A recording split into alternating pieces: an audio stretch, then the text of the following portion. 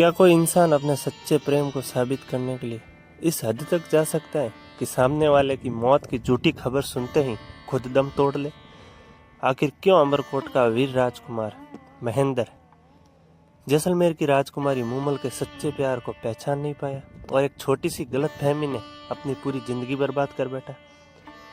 क्यों इन दोनों प्रेमियों का अंत इतना खौफनाक हुआ कि पूरा राजपूताना दहल उठा?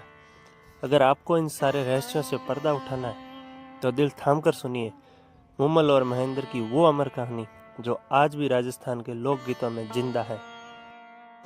विक्रम संवत 1100 के आसपास रेगिस्तान के थार अंचल में एक ऐसी प्रेम कहानी ने जन्म लिया जिसने अमरता की एक नई इबारत लिख दी। ये कहानी है जैसलमेर के लोद्रवा की राजकुमारी मूमल और अमरकोट के सोडा राजकुमार महेंद्र की। लोद्रवा के राजा की पुत्री मूमल अपनी अलौकिक सुंदरता और बुद्धि के लिए पूरे राजपूताना में प्रसिद्ध थी। उसने काक नदी के तट पर एक बेहद जादुई और भूल भुलैया जैसा मूमल की मेड़ी महल बनवाया था।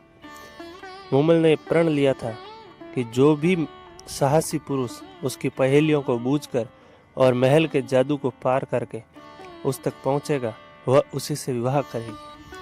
कई राजा और राजकुमार आए लेकिन कोई भी उस जादुई महल को पार नहीं कर पाया और अपनी जान या धन गंवाकर लौट गया। उसी दौरान अमरकोट के राजा का छोटा बेटा राजकुमार महेंद्र अपने साडू भाई जगमाल के साथ शिकार खेलते हुए काक नदी के पास पहुंच गया। प्यास और थकान से बेहाल दोनों राजकुमार मूमल के महल के पास रुके। मूमल की दासी ने जब महेंद्र के राजसी वैभव और सुंदरता को देखा तो उसने मूमल को इसकी सूचना दी। मूमल ने दोनों राजकुमारों को महल के अंदर आमंत्रित किया लेकिन अंदर जाने का रास्ता बड़ा कठिन था। वहां नकली शेर दहाड़ रहे थे और पानी का कृत्रिम तालाब बना हुआ था। महेंद्र एक कुशल और चतुर योद्धा था। उसने अपनी तलवार से परख कर जान लिया कि शेर नकली है और अपनी छड़ी से नापकर पता लगा लिया कि पानी की जगह केवल शीशा चमकाया गया है।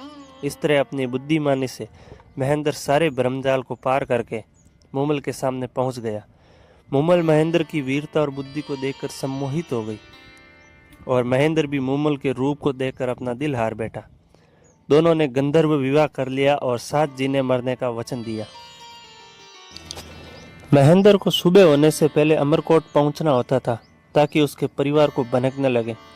अमरकोट से लोद्रवा की दूरी बहुत ज्यादा थी, इसलिए महेंद्र ने चीतल नाम का एक जादुई और सबसे तेज दौड़ने वाला ऊंट खरीदा। वह हर रात चीतल पर सवार होता, पलक झपकते ही अमरकोट से लोद्रवा पहुंचता, मूमल के साथ रात बिताता और सुबह निकलने से पहले अमरकोट के अपने महल में लौट जाता। यह सिलसिला कई महीनों तक चलता रहा, लेकिन एक रात किस्मत ने करवट बदली।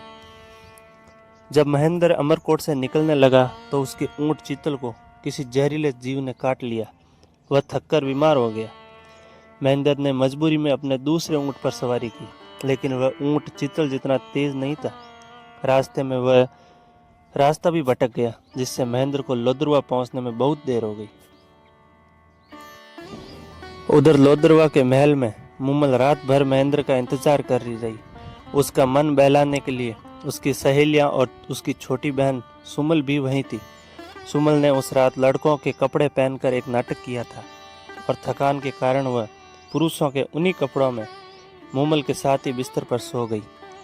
देर रात जब महेंद्र खिड़की के रास्ते मूमल के कक्ष में पहुंचा तो उसने देखा कि मूमल के बिस्तर पर कोई पुरुष सोया हुआ है। अंधेरे के कारण महेंद्र ये नहीं देख पाया कि वो मूमल की बहन सुमल है। महेंद्र का दिल टूट गया।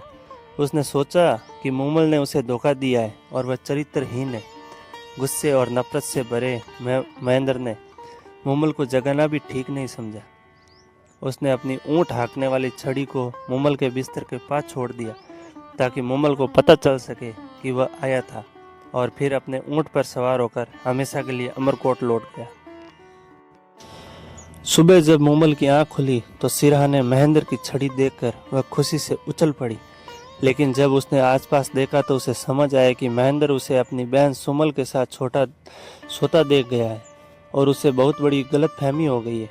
मूमल ने तुरंत महेंद्र को कई संदेशवाहक भेजे रो रो कर अपनी बेगुनाही की कसमें खाई, लेकिन महेंद्र का दिल इतना खट्टा हो चुका था कि उसने मूमल का नाम सुनना भी बंद कर दिया। महेंद्र के बिना मूमल का जीवन नरक जैसा हो गया। अपनी पवित्रता और सच्चे प्रेम को साबित करने के लिए मूमल ने खुद एक लड़के का वेश धारण किया और अमरकेट के महल पहुंच गई। वहां उसने महेंद्र के सामने शतरंज खेलने की इच्छा जताई। खेल के दौरान मूमल के हाथ देखकर महेंद्र उसे पहचान गया। महेंद्र ने मूमल की परीक्षा लेने और उसके घावों को और कुरेदने के लिए अपने सेवकों से एक क्रूर झूठ बुलवाया।